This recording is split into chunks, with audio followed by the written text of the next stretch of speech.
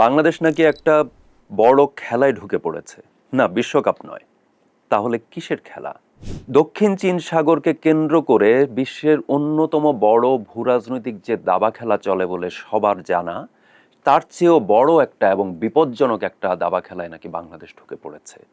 আপনি যদি থ্রিলার মুভির ভক্ত হয়ে থাকেন তাহলে একটু নড়ে চড়ে বসতেই পারেন। আর যদি ভূরাজনীতিতে আপনার আগ্রহ থাকে তাহলে তো কথাই নেই। একটু কি বুঝতে পারছেন কি নিয়ে কথা হচ্ছে? হ্যাঁ, ঠিক ধরেছেন, খেলার মাঠটি আর কিছু নয়, সেটা হচ্ছে বঙ্গোপসাগর, বাড়ির পাশেই।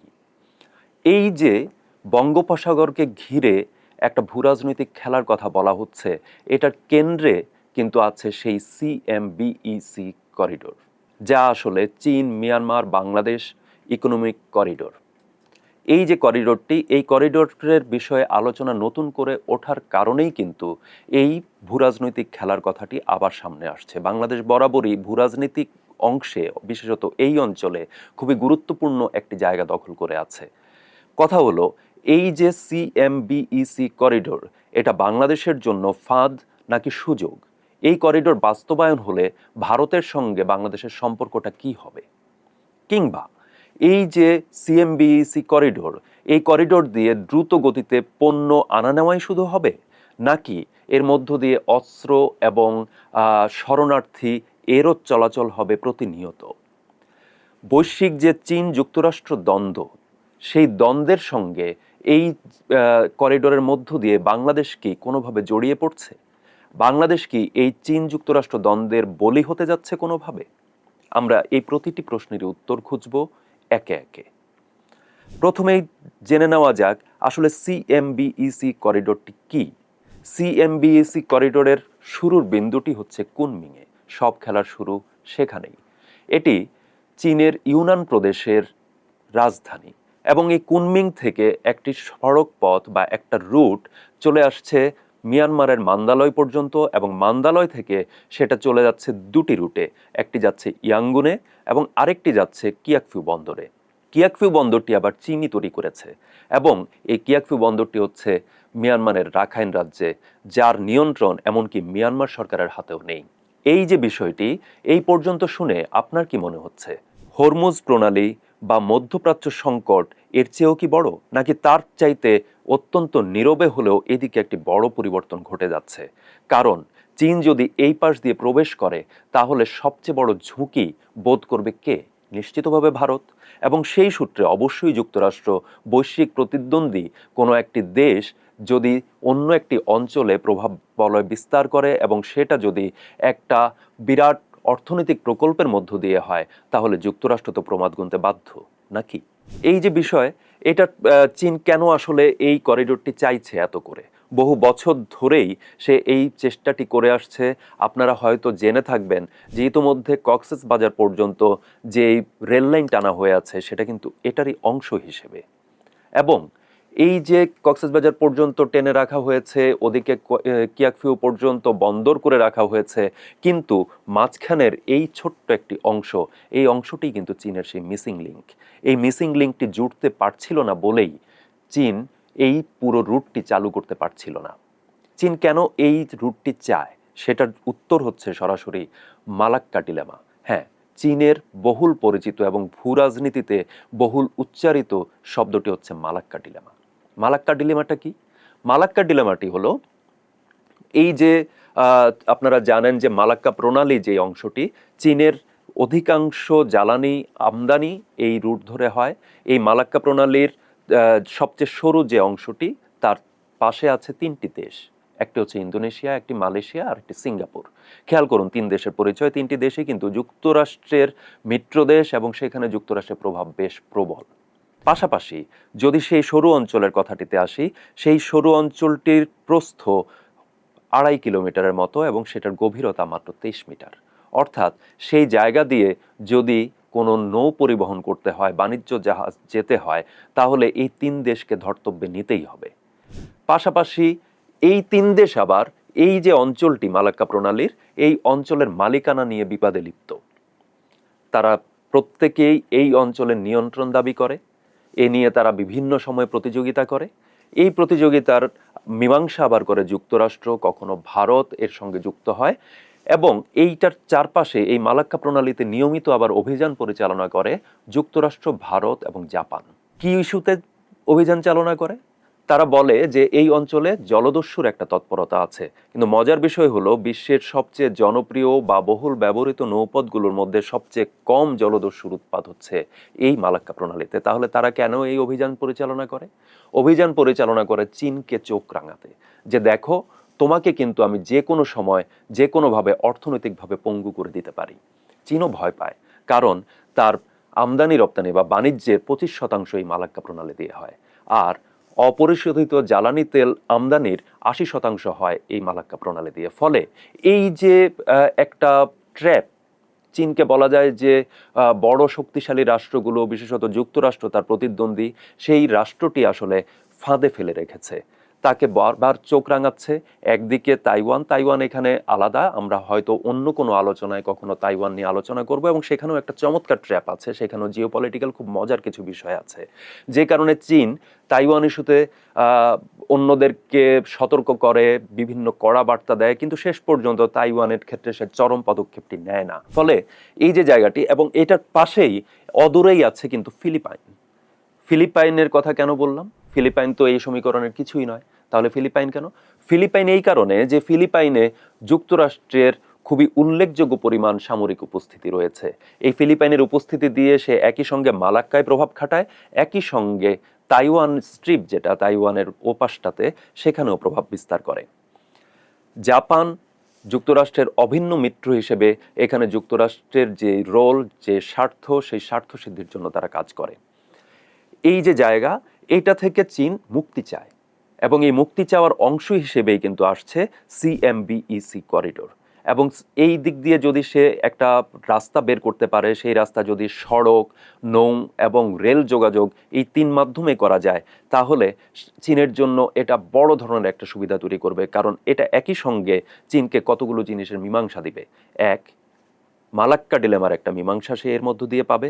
দুই, ইউয়ান প্রদেশ, যার মূলত হচ্ছে স্থলবেষ্টিত, এই স্থলবেষ্টিত ইউনান প্রদেশকে সে সমুদ্রে প্রবেশাধিকার দিতে পারবে।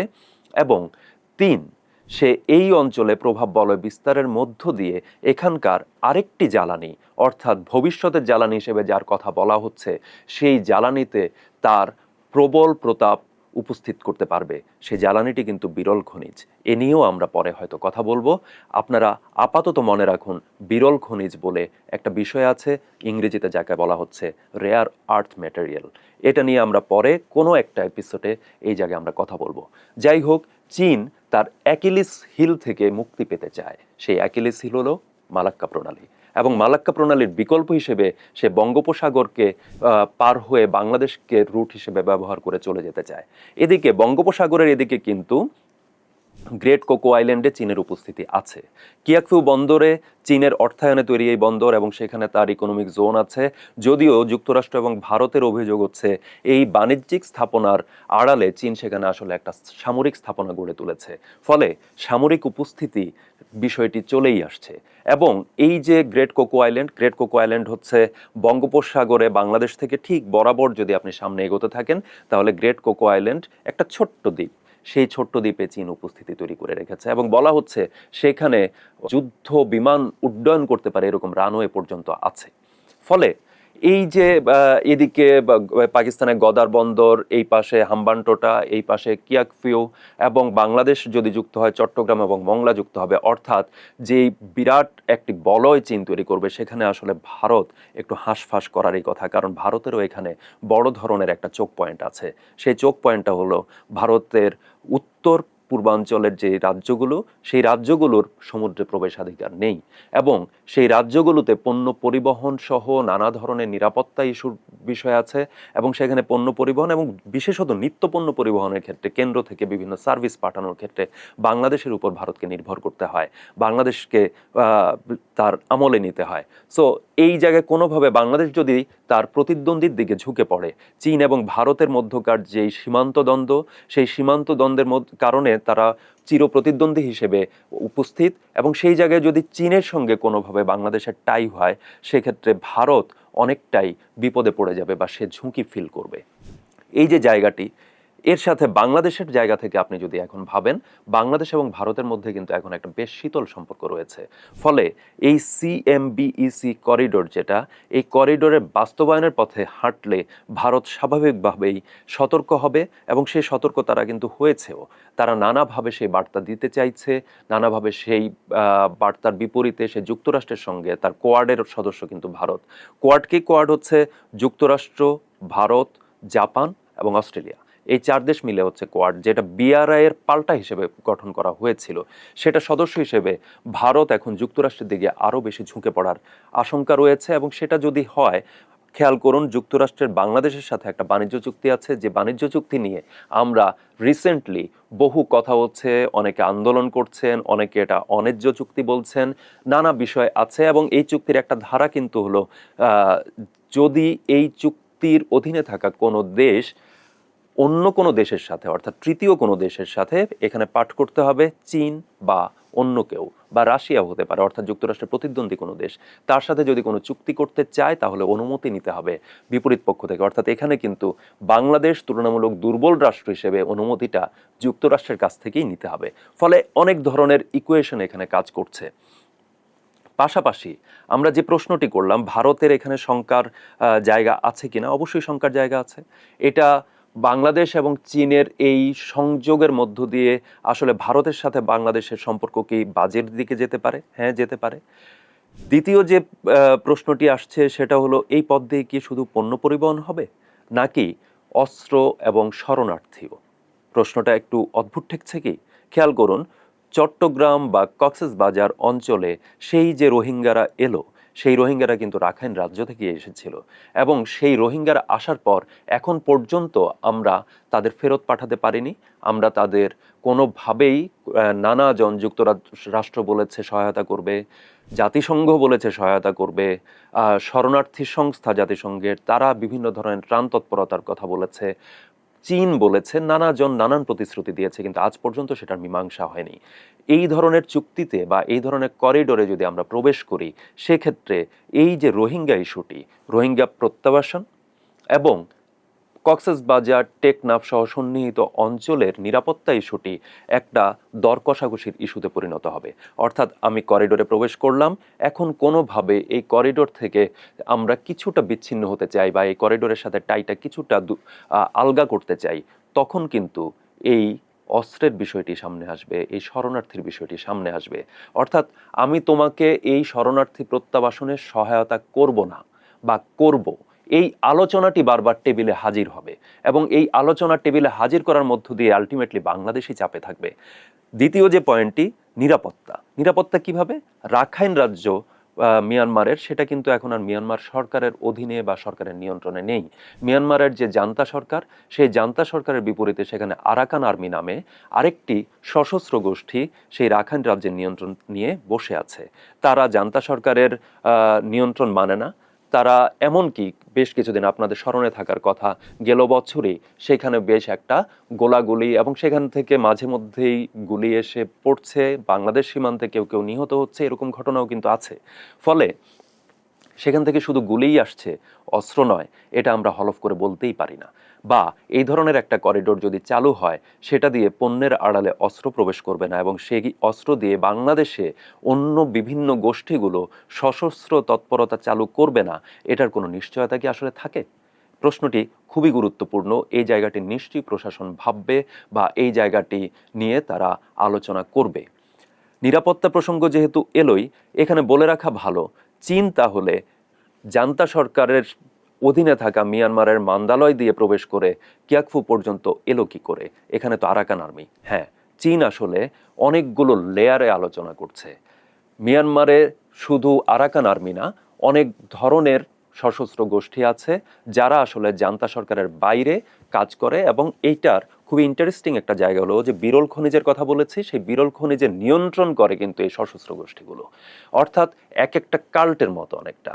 আমরা যদি বলি যে একটা কাল্ট, তাহলে এর আন্ডারে হয়তো 5টি সশস্ত্র গোষ্ঠী আছে যারা নিজেদের ভাগবাটোয়ারার ভিত্তিতে বিভিন্ন খনি নিয়ন্ত্রণ করে, এবং খনি থেকে যে পণ্য রপ্তানি বা খনিজটি হচ্ছে রপ্তানি বা আমদানি, এইটার যে টাকা পাওয়া বা না পাওয়া, এটা পুরোপুরি নিয়ন্ত্রণ করে এই গোষ্ঠীগুলো।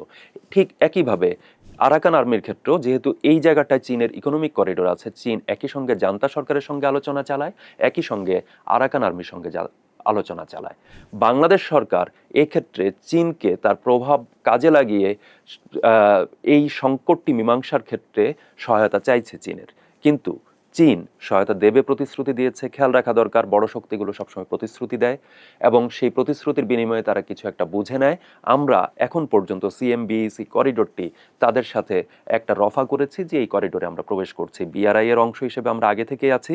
সো চীনের জন্য এটা বিরাট একটা জ্যাকপট নিশ্চিতভাবে, কারণ সে মালাক্কা ডিলেমার একটা মীমাংসা এর মধ্য দিয়ে পাচ্ছে, এবং একই সঙ্গে যে বিরল খনিজের তৎপরতা এবং তার যে বিআরআই এর যে বৈশ্বিক প্রকল্প, যেটা সিল্ক রোড, সাবেক সিল্ক রোড পুনরুদ্ধারের যে প্রকল্প, সেটা পাচ্ছে, ইউয়ানের সমুদ্রে প্রবেশাধিকার পাচ্ছে। এই সব কিছু মিলিয়ে তার জন্য এটা বিরাট জ্যাকপট। বাংলাদেশের জন্য আসলে কি, আপনি কি মনে করেন? এটা আসলে চীনের জন্য যতটুকু সুফল আনবে, বাংলাদেশের জন্য নিশ্চিতভাবে সম্ভাবনার দরজা খুলছে, কিন্তু তার সাথে শঙ্কা কতটা আসছে?